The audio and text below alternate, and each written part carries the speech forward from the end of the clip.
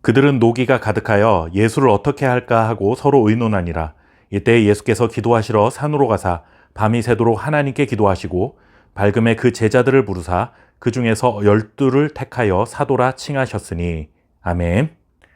안식일에 예수님의 제자들이 이삭을 잘라 먹은 것과 예수님께서 병자를 치유해 주신 일로 인해 바리새인들의 마음에 분노가 가득 찼습니다. 그래서 성경은 그들은 노기가 가득하여 예수를 어떻게 할까 하고 서로 의논했다라고 기록합니다. 예수님을 대적하는 자들의 마음이 불편함을 넘어 점점 분노로 바뀌기 시작했다는 것을 아신 예수님께서는 어떻게 하셨을까요? 12절 말씀은 이렇게 기록합니다. 이때에 예수께서 기도하시러 산으로 가사 밤이 새도록 하나님께 기도하시고.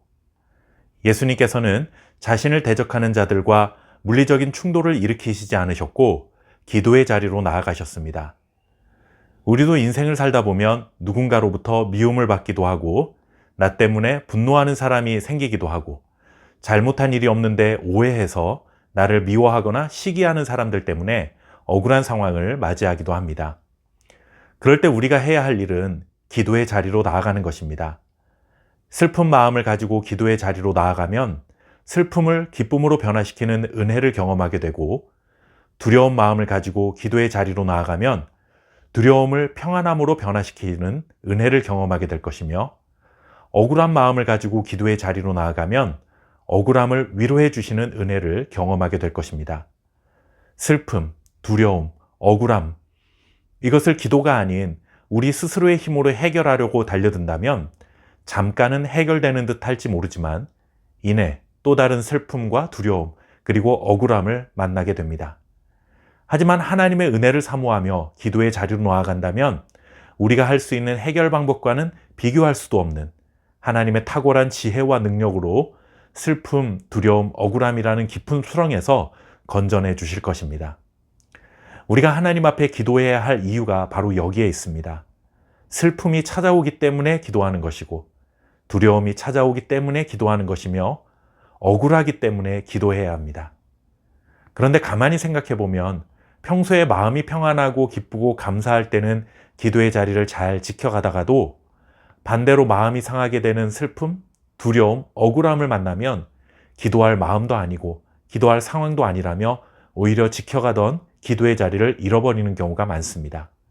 완전히 거꾸로 살아가는 것이죠. 물론 평안하고 기쁘고 감사가 넘칠 때도 기도의 자리를 지켜가야 하지만 더욱 절실하게 기도가 필요한 순간은 언제일까요? 내 힘으로 안 될 때입니다. 마음이 무너질 때입니다. 아무리 노력해도 해결하기 어려울 때 더욱 간절하게 기도하며 하나님의 도우심을 구해야 합니다.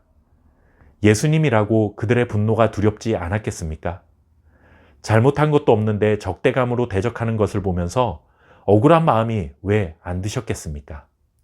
그런데 예수님은 그런 두려움과 적대감을 하나님께 기도해야 할 이유로 삼으시고 밤을 새워 기도하시며 하나님의 도우심을 구하셨습니다. 그리고 예수님께서 기도하신 또 하나의 이유가 있습니다. 적대자들의 분노를 피해 밤새 기도하신 후에 예수님은 12명의 제자들을 선택하셨습니다. 12명의 제자는 예수님과 함께 하나님 나라의 복음을 전파하며 예수님께서 하셨던 사역을 대신 감당할 사람들입니다. 제자를 선택하는 일은 아주 중요한 일이었습니다. 중요한 일 또한 기도의 이유였습니다. 온 마음을 집중해서 중요하게 해야 할 일이 있다면 성도들은 기도의 자리로 나아가 엎드려야 합니다. 물론 기도만 하고 해야 할 일을 하지 않아도 된다는 것이 아닙니다. 온 마음과 뜻을 집중해야 할 정도로 중요한 일이라면 그에 앞서 하나님의 도우심을 구하며 기도하는 것을 잊어서는 안 된다는 것이죠. 우리의 삶에 어려움이 찾아오는 것, 기도해야 할 이유입니다. 인생의 아주 중요한 순간을 만난 것, 이것 또한 기도해야 할 이유입니다. 이렇게 기도의 자리를 지켜가며 상상할 수 없을 만큼 크고 놀라운 하나님의 은혜를 날마다 경험하는 저와 여러분 될 수 있기를 바랍니다. 감사합니다.